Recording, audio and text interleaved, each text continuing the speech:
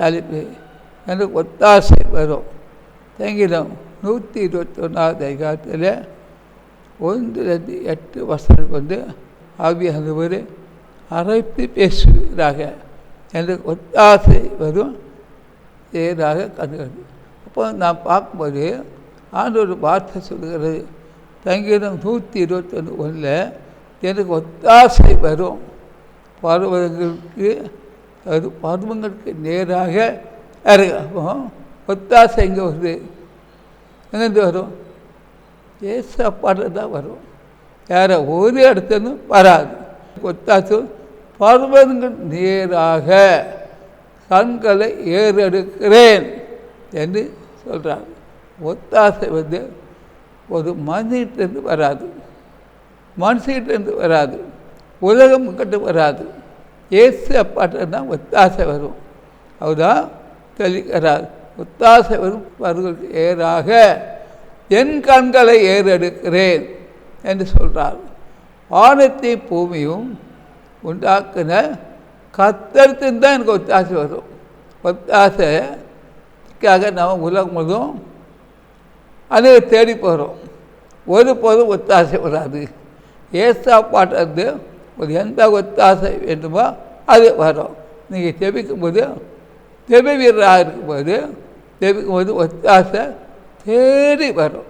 ஜெபிக்கும்போது நிச்சயமாக எந்தெந்த ஒத்தாசைக்காக நீங்கள் முழங்கால் போட்டு எனக்கு ஒத்தாசை வேண்டும் என்று சொல்லி பரலோகத்தை நோக்கி கூப்பிடும் பொழுது அவர் ஒத்தாசை எந்தெந்த ஒத்தாசைக்காக நீ கேட்கிறீர்களோ அதை நிரப்புவார், கொடுப்பார். இதான் சொல்கிறது. வானத்தின் பூமியும் உண்டாக்குன கர்த்தரிடத்திலிருந்து எனக்கு ஒத்தாசை வரும். யாரிட இருந்தும் ஒத்தாசை வராது. தெளிவாக அனைவருக்கு சத்தியத்தை தெரியாமலே மனுஷனுடைய உலகத்தில் போய் ஒத்தாசை ஒருபோதும் வராது. கர்த்தராகிய இயேசு கிறிஸ்து வானத்தையும் பூமியும் காற்றையும் கடலையும் உருவாக்கிற அவருடைய சப்தத்தை முழங்காற்றும் போது அங்கே பஸ்தாவி இறங்குவார். எந்தெந்த ஒத்தாசை பஸ்தாவி இறங்கும்போது நாம் எப்படி ஒத்தாசை கேட்கணும்? தன் பாவங்களை மறைக்கிறவர் அது அடைய மாட்டார். அறிக்கை இறக்குவான். பாவங்க இருக்க வரையில் ஒத்தாசை வராது. கர்த்தர் வானத்தின் வாசலை திறக்க வேண்டுமானால் நான் என்றால் வலம் திரும்பி நான் ஜெபிக்கும்போது வானத்தின் வாசல் மட்டும் இல்லை, என்னென்ன வாசலில் திறக்கணும் எல்லா வாசலும் தருவார். ஆவிக்குரிய வாசல் இருப்பார், ஆசீர்வாதம் இருப்பார். எல்லா வாசலையும் அவர் ஒரு தான் திறக்க முடியும். அதுதான் வானத்தை பூமி உண்டாக்குன திருத்தந்து ஒத்தாசை வரும். என் காலை தள்ளாட விட்டார். அவர் சொல்ல உன் காலை தள்ளாட விட்டார். உன்னை காக்கிறவு உறங்கார். ஒருபோதும் தேவனுடைய பிள்ளையுடைய காலை தள்ளாட மாட்டார். காக்கிறவு உறங்கார். அவர் நாமெல்லாம் ஒரு நாள் தூங்கி படிக்கிறோம். அவர் தூங்காத தேவன். நமக்காக 24 மணி நேரம் வாக்குக்கிற தாகத்தை பெருமிச்சோடு அவர் என்றால் வேண்டல் பண்ணுறார்.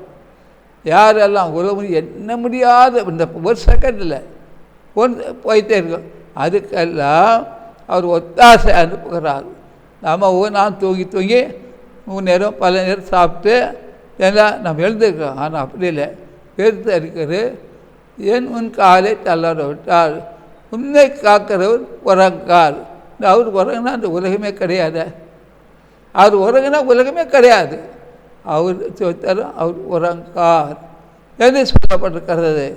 அப்போ அந்த ஒத்தாசை எது வேண்டுமென்றாலும் என் நாமத்தில் எதை கேட்டாலும் நாங்கள் செய்வேன் என்று அவர் சொல்லியிருக்கிறார். அதுக்கு என்ன கேட்டால் கிடைக்கும். நம்ம தாழ்த்தி ஜெபம் பண்ணோம். இல்லை 2 நாளாகும் எல்லாத அதிகாரம் 14-15 நாமும் தெரிவிக்கப்பட்ட ஜனங்கள் அதை தாழ்த்தி ஜெபம் பண்ணி என் முகத்தை தேடி நாங்கள் பொல்லாத வழிகளை விட்டு தெரிப்பினால் இப்பொழுது பகவத்தை கேட்டு ஆபத்தை மன்னித்து எம்மத்தை கொடுப்பேன். இந்த ஸ்தலத்திலே தேவப்படி ஜெபத்திற்கு திறவுகளும் கவனிக்கிறமாய் இருப்பதாக. அப்போ தானே ஒத்தாசை வரும். ஒத்தாசை ஆண்டவர் சொல் வரும். அவர் தான் அந்த ஒத்தாசையான வாசல்களை ஒரு 7 கட்டத்தை திறக்க முடியும். யாரும் திறக்க முடியாது, ஒருவரும் திறக்க முடியாது. ஒரு பக்கரவா சங்கர வசியா.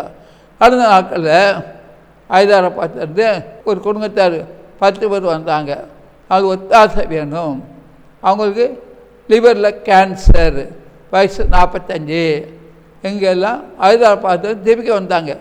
குறிப்பிட்ட நாளுக்கு முன்னுக்கு ஒத்தாசை வருத்தல்.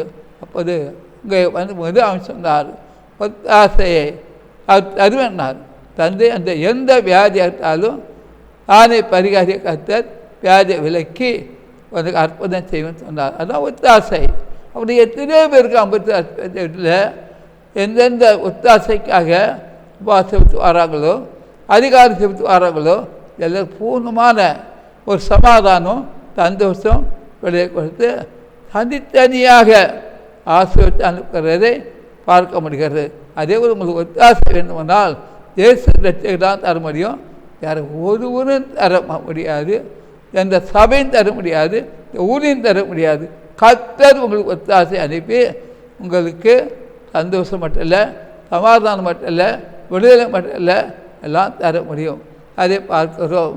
இதோ இஸ்ரவேலை காக்கிறவர் உறங்குவதும் இல்லை, தூங்குற இஸ்ரவேலை காக்கிறவர் உறங்குவதும் இல்லை, தூங்குவதும் இல்லை. அவர் உறங்கவும் இல்லை, தூங்கவும் இல்லை. பை கான் ஜீசஸ் மை லார்ட், எப்போதும் விழித்திருக்கிறார். அவள் விழித்திருக்காவிட்டால் எந்த உலகமே கிடையாது. எந்த ஒரு வினாடியில் என்ன முடியாத ப்ரேயர் பாயிண்ட் கம் ஆன் ஆரியா அவர்கிட்ட போயிட்டே இருக்கும். எல்லா விண்ணப்பத்துக்கும் அந்த விண்ணப்பத்தை கேட்டு அவர் பதில் கொடுத்துக்கிட்டு இருக்கிறார். அதுதான் சங்கீதம் 65 ஜெபத்தை கேட்கிறவர் வந்து யாவரும் வருவார்கள் என்று பார்க்கிறோம். அப்படி என்றால் ஜெபத்தை கேட்கிற அவர் தான், வேறு யாரும் அல்ல.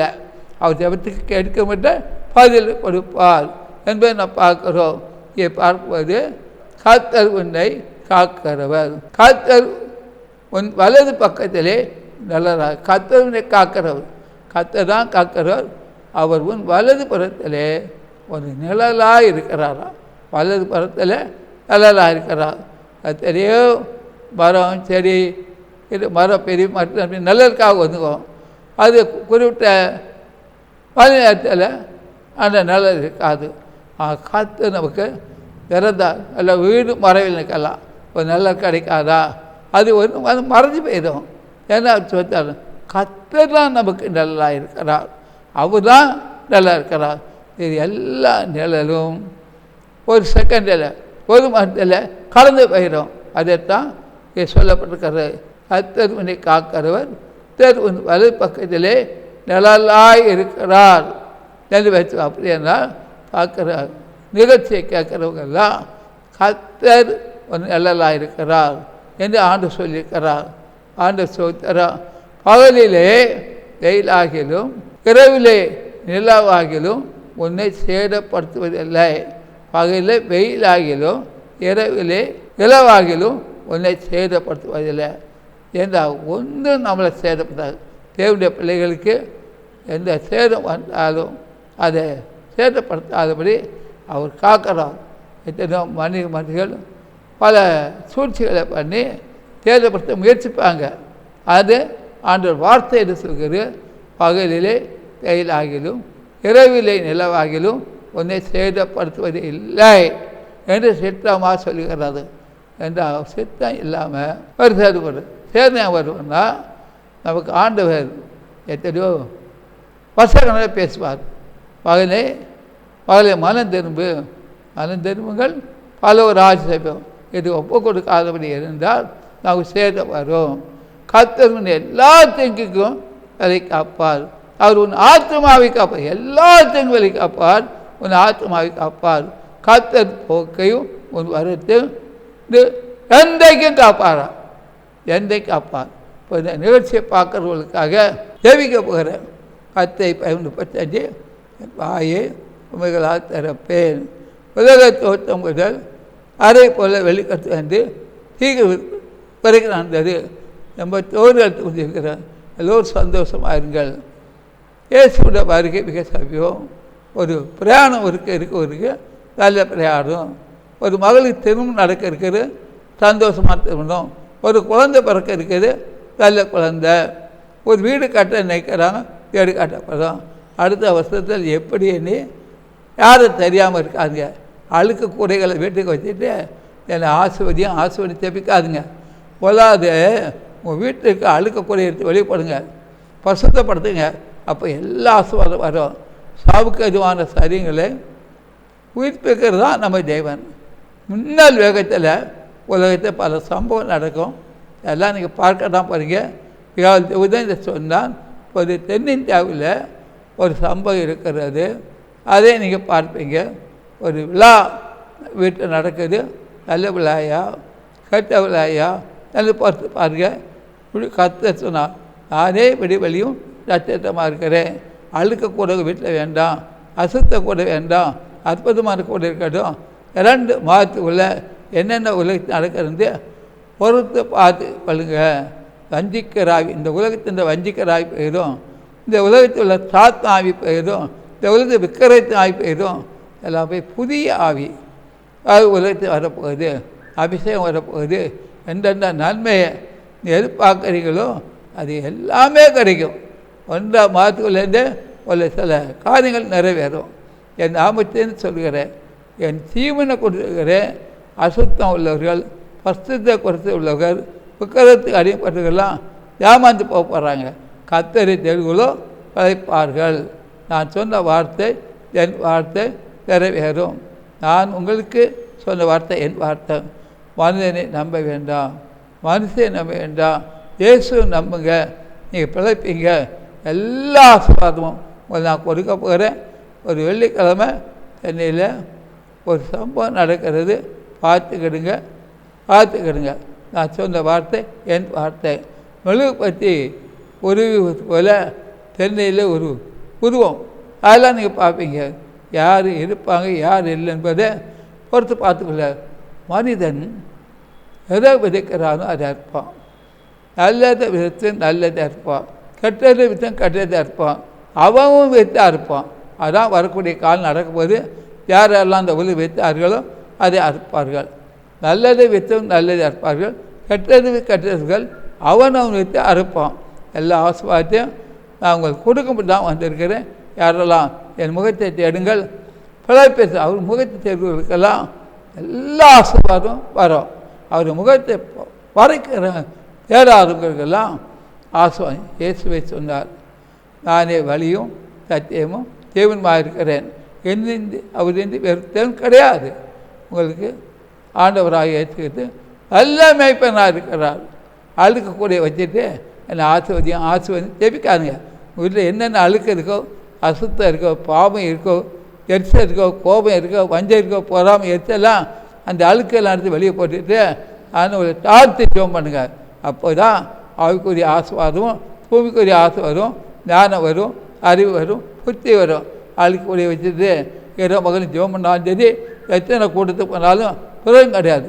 மனம் திரும்புவதெல்லாம் முக்கியம். இதை ஆண்டு காட்டுக்கிறார். இந்த நிகழ்ச்சியை பார்க்கும்போது அதை திரும்பி கர்த்தரை நோக்கி கூப்பிடுங்க. அப்போ எல்லா ஆசீர்வாதத்தையும் தந்து அவர் ஆசீர்வதிப்பார். எல்லா அற்புதமும் நடக்கும். தெரியாது நிகழ்ச்சிக்காக அதை ஒருவரையும் கர்த்தர் ஆசீர்வதிப்பாராக. 50 அதிசய பிரகாசத்தில் ஒவ்வொரு சனிக்களையும் உபாசம் காரியத்தை வாங்க, ஆசீர்வாதத்தை பெறுக. தேவன் அந்த மோசோடு போல பேசுவார். ஆண்டவருடைய ஆசீர்வாதம் இருக்கும், பூர்ணமாக இருக்கும். கர்த்தர் உங்களை ஆசீர்வாதம். ஆமென். மேலும் தேவ ஊழியரை நீங்கள் தனித்தனியாக சந்தித்து ஜெபிக்க விரும்பினார் ஒவ்வொரு நாளும் அதிகாலை 5 மணி முதல் காலை தொழுகையில் நீங்கள் கலந்து கொண்டு சகோதரர் அவர்களை சந்தித்து ஜெபித்துக் கொள்ளலாம். மேலும் விவரங்களுக்கு தொடர்பு கொள்ள சுவிசேஷகர் எஸ். தங்கசாமி, தொலைபேசி எண் 26574550, 26574551, செல்போன் 9383344445. புத்தூர் அதிசய பெராக்கா தீர்க்க தரிசன ஊழியங்கள் நடத்தும் பரிசுத்த உபவாச ஜெப கொடுகை நடைபெறும் இடம் அதிசய பெராக்கா தீர்க்க தரிசன ஊழியங்கள் 71 மௌனசாமி தெரு, அம்பத்தூர் ஓச்சி. இதில் சிறப்பு ஜெபம் மற்றும் தேவ செய்தி அளிக்க இருக்கின்றவர் தீர்க்கதரிசி சுவிசேஷகர் எஸ். தங்கசாமி அவர்கள். அன்பானவர்களே, இந்த உபவாச கூட்டத்தில் கலந்து கொண்டு தேவ ஆசீர்வாதங்களை பெற்று செல்ல அன்புடன் அழைக்கப்படுகின்றீர்கள்.